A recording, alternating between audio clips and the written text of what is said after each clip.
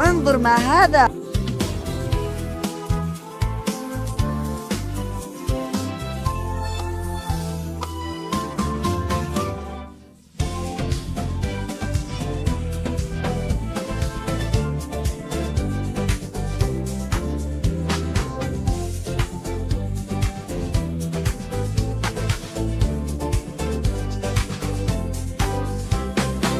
يا رب اهدني وفقني وأنر بصيرتي لأكمل اختراعي وأزيل هذا التشويش.